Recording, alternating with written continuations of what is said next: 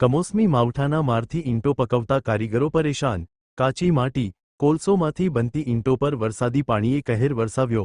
વાવાઝોડા સાથે ખાબકેલા વરસાદથી ઈંટોના ભઠ્ઠા પલળી જતા પ્રજાપતિ કારીગરોને નુકસાન।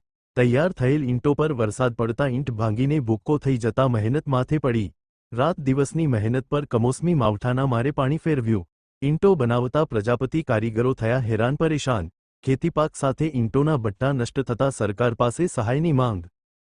સંજયભાઈ, વરસાદની નુકસાનીમાં એવું છે કે આ 2-3 દિવસથી આગાહી હતી પણ ઢાંકી દીધું, પણ તોય છતાં જેટલું પડમાં ઈંટું પડ્યું હોય એટલી નુકસાની છે। હા, 10-12 હજાર ઈંટુની નુકસાની છે। કોઈ કોલસા પલળી ગયા હોય એ પાછા ફરીવારથી પછી એમાં તાકાત જે તત્વો હોય એ વયું જાય, સમજ્યા? કોલસામાં નુકસાની છે, ઈંટુમાં નુકસાની છે। હા, બધાને લાગટ અટાણે કુંભાર પ્રજાપતિ જેટલા ભાઈ ઈંટુનો ધંધો કરતા છે, જ્યાં વરસાદ હશે ત્યાં બધાને નુકસાની હશે। એમ માનો કે પડમાં 5-5 દિવસની 2 પડ હોય એટલે 5-5 દિવસની હોય એટલે 10 દિવસની ઈંટું પડી હોય, સમજ્યા? અમુક ટકા ગોઠવી દીધી હોય, અમુક ટકા જેટલું થાય એટલું ભેગું થાય એટલું કરી લે,